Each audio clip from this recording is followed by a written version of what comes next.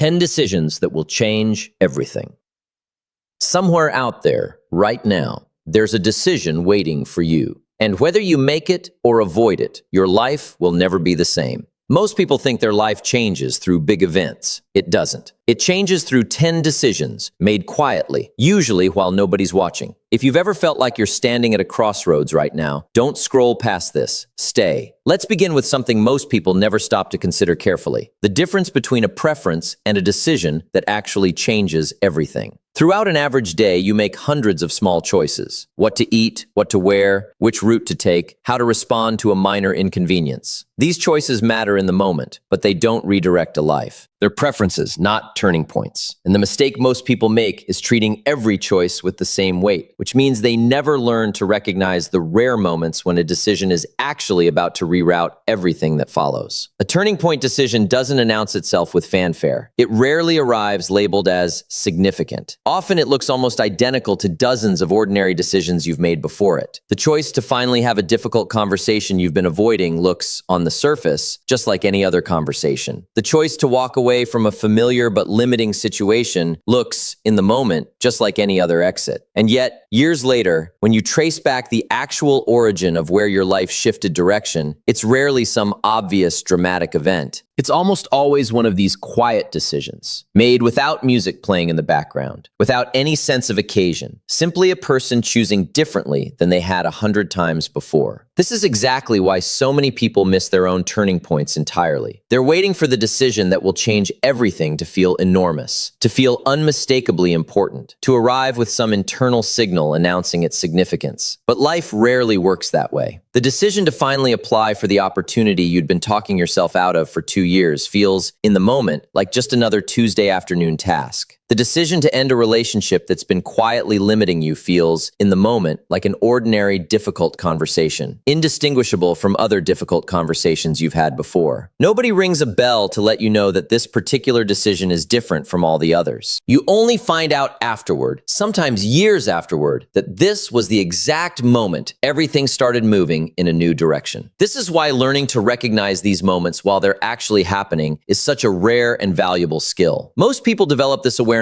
only in hindsight, looking back over a decade and identifying, after the fact, which decisions actually mattered. But by then, the decision has already been made, for better or worse, and the lesson can only be applied going forward, not retroactively. The people who seem to navigate life with unusual intentionality are often simply people who've trained themselves to pause at decisions that feel slightly heavier than the rest, even when they can't fully articulate why, and to give those particular decisions the weight and consideration they actually deserve, rather than rushing through them the same way they'd rush through choosing what to have for lunch. Here's what's worth understanding about the handful of decisions that genuinely redirect a life. They often share a common feeling, even if the circumstances around them look completely different. They tend to involve some version of discomfort, some sense of stepping away from what's familiar, some quiet resistance in the body that whispers, "This one is different, pay attention." That resistance isn't something to avoid. It's often the exact signal that you've encountered one of the rare decisions capable of changing your entire trajectory, rather than one of the countless ordinary preferences that will be forgotten by tomorrow. So the discipline worth building isn't about making every decision with maximum intensity. Most choices genuinely don't deserve that level of consideration. The discipline is learning to distinguish in real time between the decisions that are simply preferences and the rare ones that are actual turning points, and then giving those particular moments the full attention, courage, and consideration they require, instead of treating them exactly like every other unremarkable choice that fills up an ordinary day. Because somewhere in your life, right now, one of these turning point decisions may already be quietly waiting, disguised as something ordinary, for you to finally notice it for what it really is. Let's talk about a pattern that shows up in almost every meaningful decision a person ever makes. The decisions that actually change a life rarely feel safe while they're being made. In fact, if you examine the moments that ended up mattering most in your own story, you'll likely notice something uncomfortable but consistent. They came wrapped in fear, uncertainty, or a knot in your stomach that made you question whether you were making a terrible mistake. This isn't a coincidence. It's almost a rule. The decisions capable of genuinely changing your trajectory are, are, by their very nature, decisions that stretch you beyond what feels familiar. And anything that stretches you beyond the familiar will always trigger some version of fear before it delivers any version of growth. Think about why this happens. Comfort exists precisely where your current identity, current skills, and current circumstances already match what's required of you. When a decision feels completely comfortable, it usually means it doesn't require you to become anyone different than who you already are. It fits neatly within your existing capabilities, your existing risk tolerance, your existing understanding of what's possible for someone like you. But decisions that actually change everything require exactly the opposite. They require you to become someone slightly different than who you currently are. And that gap between your current identity and the identity the decision demands is precisely what registers internally as fear. This is why so many people mistake the presence of fear for a warning sign telling them to stop, when often it's actually a signal telling them they've finally found a decision large enough to matter. Small, insignificant decisions rarely generate fear because they don't ask anything meaningful of you. Choosing what to eat for dinner doesn't require courage because nothing about your identity or future is at stake in that choice. But choosing to leave a stable situation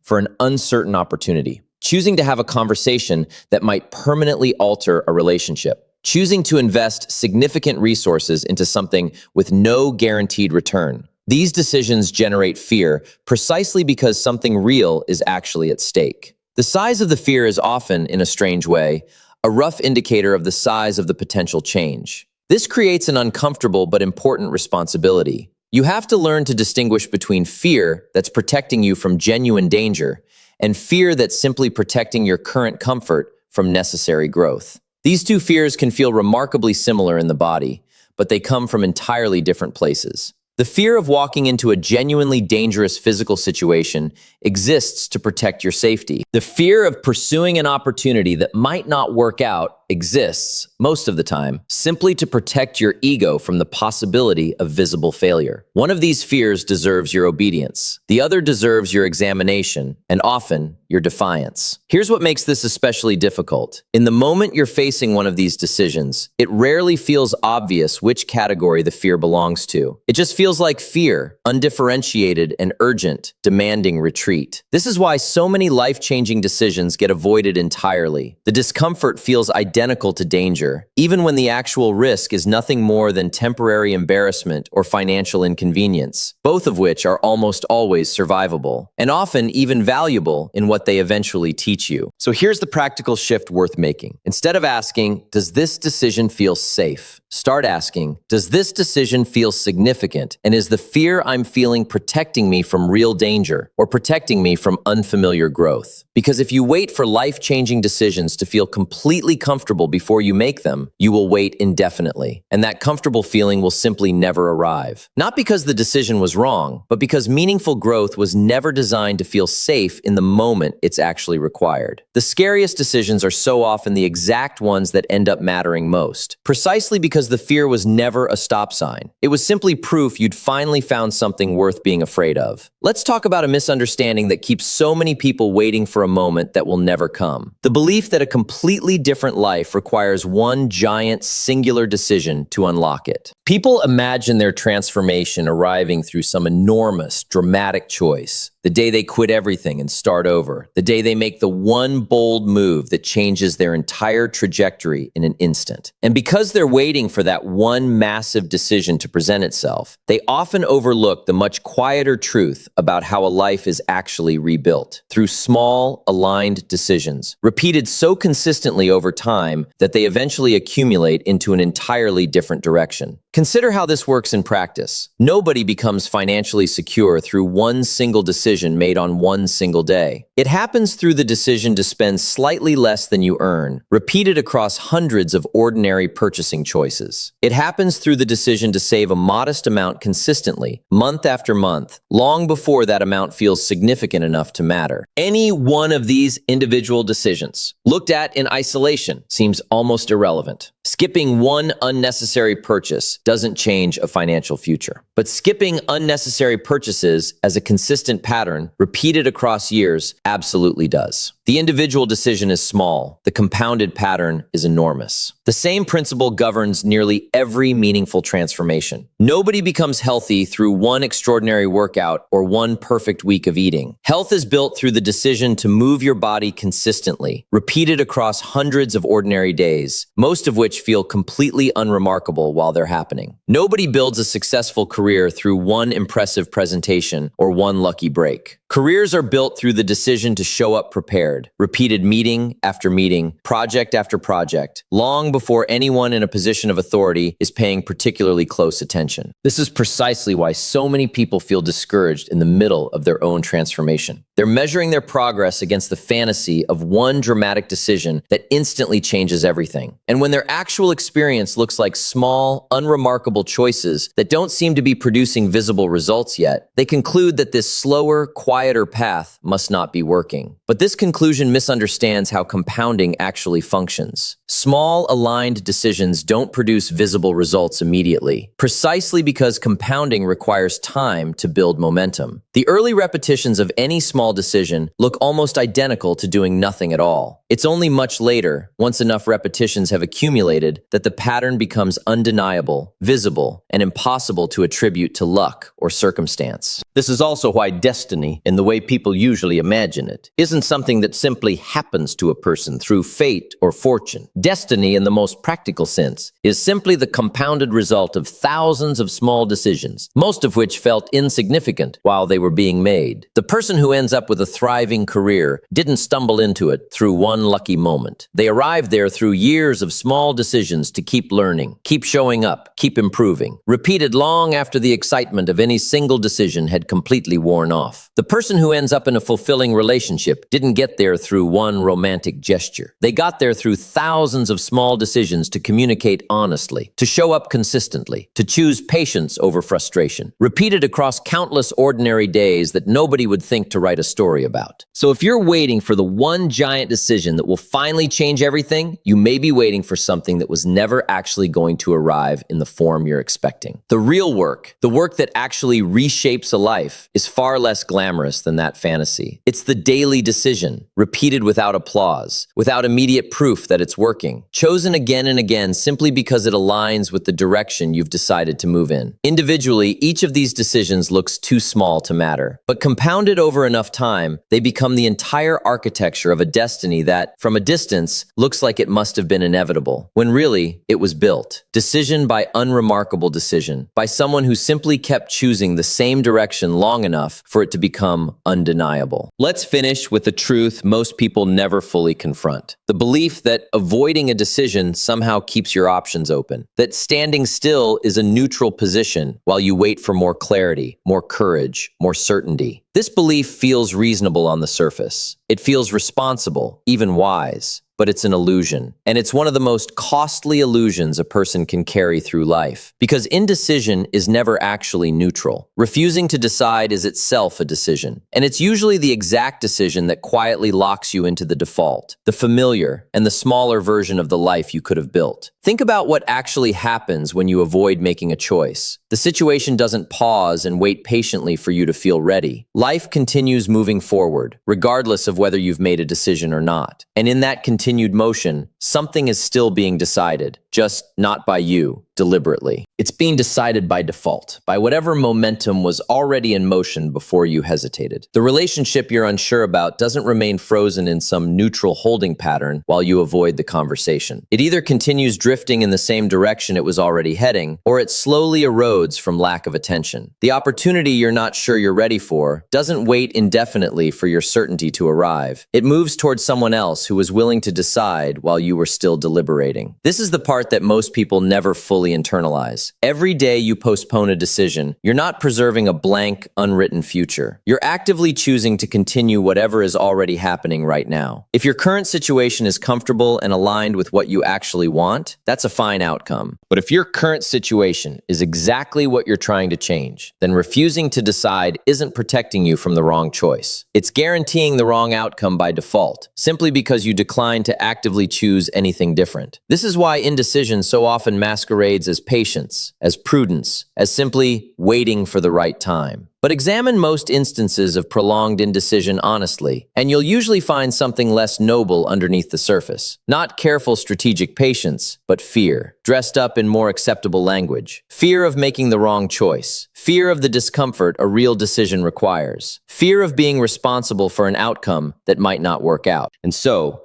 rather than face that fear directly, a person simply avoids deciding at all, telling themselves they're being thoughtful, when really, they've just handed the decision over to time, circumstance, and default, none of which have any particular investment in your well-being. Here's what makes this especially important to understand. The default outcome, the one that happens when you refuse to decide, is rarely the outcome you would have consciously chosen for yourself. Default outcomes tend to favor whatever requires the least effort, whatever preserves the current comfort, whatever avoids friction in the short term, regardless of long-term cost. This is why so many people, years later, look back at a stretch of their life defined by indecision and realize that stretch quietly cost them more than any wrong decision ever could have. A wrong decision, at least, teaches you something, redirects you, gives you new information to work with. Indecision teaches you nothing. It simply consumes time while changing nothing. And time, unlike almost every other resource, never comes back once it's spent. So the discipline worth building here is simple to state,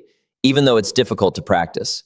Recognize that standing still is not actually standing still. It's moving, just in whatever direction was already set in motion before you arrived at the crossroads. If that direction is fine, indecision costs you little. But if that direction is exactly what you're trying to escape, then every day of avoided decision is quietly reinforcing the very outcome you claim you don't want. Decide, even imperfectly, even uncertainly, because an active decision, however flawed, at least belongs to you. A decision made by default belongs to nobody, and yet somehow, it's still the one that ends up shaping your entire life. If your entire value exists only within the boundaries of what's mandatory, then you are, by definition, exactly as replaceable as anyone else capable of meeting that same minimum standard. Irreplaceable is never built in the visible hours. It's built in the hours nobody assigned you, the hours nobody is checking, the hours where no one would even notice if you simply didn't show up. This is where the real separation happens, quietly, invisibly, long before anyone in a position of authority ever becomes aware of it. Think about what happens during the hour before everyone else arrives, or the hour after everyone else has gone home. In that unscheduled space, there's no supervisor watching, no deadline forcing your hand, no external accountability keeping you honest. What you choose to do in that space reveals something that the required hours never could. Whether you're someone who does only what's demanded, or whether you're someone who does what's needed, regardless of whether anyone assigned it or would even notice. This is exactly why two people can hold the identical job title, complete the identical tasks during business hours, and yet one of them becomes utterly indispensable, while the other remains easily interchangeable. The difference isn't visible on a job description, it's invisible, embedded in what each person chose to do when nobody required anything of them at all. One person clocked out mentally the moment their obligation ended. The other kept going, driven not by supervision, but by a personal standard that had nothing to do with what was being watched. Understand what's actually happening in those unseen hours. You're not just completing extra work. You're building capability, insight, and depth that nobody else in your position possesses, simply because nobody else was willing to invest time where no one was giving credit for it yet. The early morning spent learning something adjacent to your role. The evening spent refining a skill nobody asked you to refine. The extra effort poured into a project long after the minimum requirement was already satisfied. None of this shows up immediately. It doesn't show up on a performance review the following week. It doesn't show up in a raise the following month. It accumulates silently beneath the surface, compounding in a way that eventually becomes impossible to overlook. This is the part most people misunderstand about becoming irreplaceable. They expect the effort in the unseen hours to be immediately recognized. And when it isn't, they stop putting in that effort, concluding that it wasn't worth it. But recognition was never the point of those hours. Capability was the point. While others were doing exactly what was required and nothing more, you were quietly becoming someone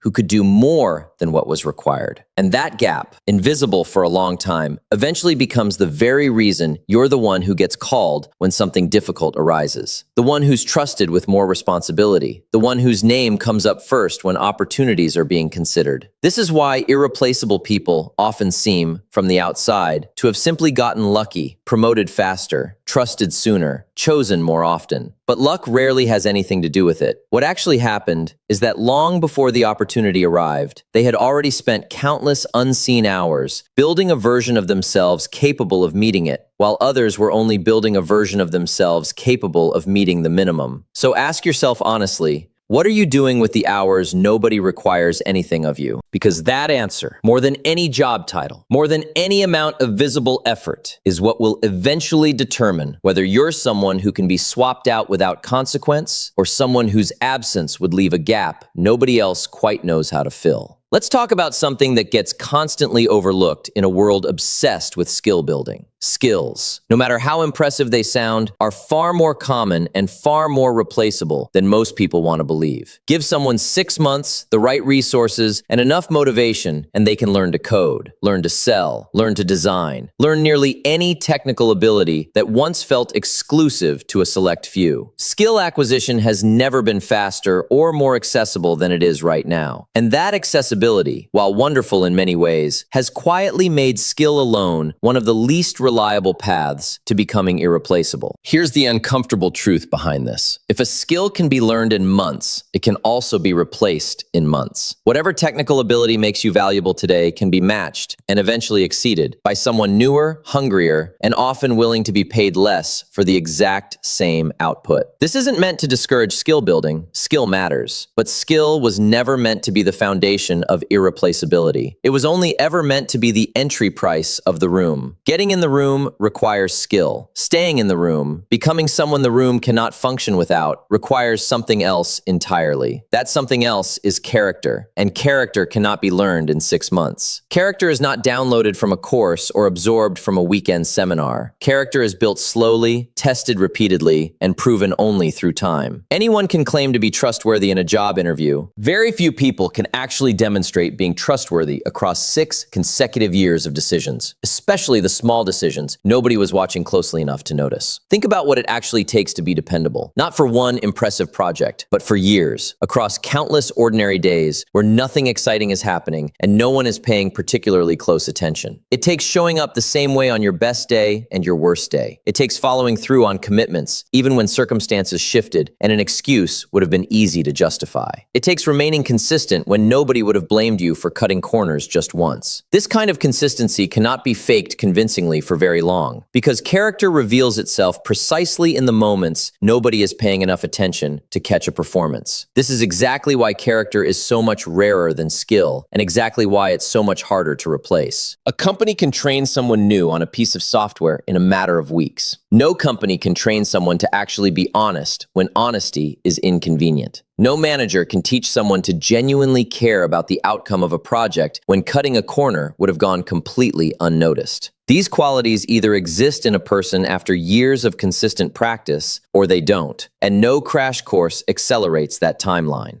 This is also why so many highly skilled people remain surprisingly replaceable, while some far less flashy, far less technically impressive people become absolutely essential to the teams and families and communities around them. Skill impresses people in the short term. Character earns trust over the long term, and trust, once fully earned, is one of the hardest things in the world to substitute. You can hire someone with more talent. You cannot simply hire someone with more years of proven trustworthiness. Most people calculate, often without even realizing they're calculating, that the risk of stepping toward that problem outweighs the benefit. And so they quietly step around it instead, hoping someone else eventually deals with it, or hoping it simply resolves itself over time. But problems like this rarely resolve themselves. They tend to sit and accumulate, growing slightly more complicated with each person who chooses to avoid them. And this is exactly where opportunity hides in plain sight. While everyone else is busy avoiding the discomfort, the person willing to step directly toward that problem without being forced to, without being specifically assigned to it, simply because they noticed it needed solving, immediately separates themselves from everyone standing on the sidelines. This is not about being reckless or taking on problems that aren't yours to solve. This is about recognizing that the very discomfort everyone else is avoiding is precisely what makes stepping into it so valuable. If solving a particular problem were easy, comfortable, and risk-free, someone would have already solved it. The fact that it remains unsolved is usually proof that it requires exactly the kind of courage most people aren't willing to offer. And courage, unlike skill, cannot simply be trained into someone overnight. It has to be chosen. In the actual moment discomfort is present, not rehearsed safely from a distance. Consider what happens when someone finally does step toward that avoided problem. Suddenly, they're not just another employee, another team member, another interchangeable face performing routine tasks. They become the person who solved what everyone else was too afraid to touch. That distinction is remembered. It's remembered by leadership, remembered by colleagues, remembered by anyone who witnessed the situation unfold. And more importantly, it establishes a reputation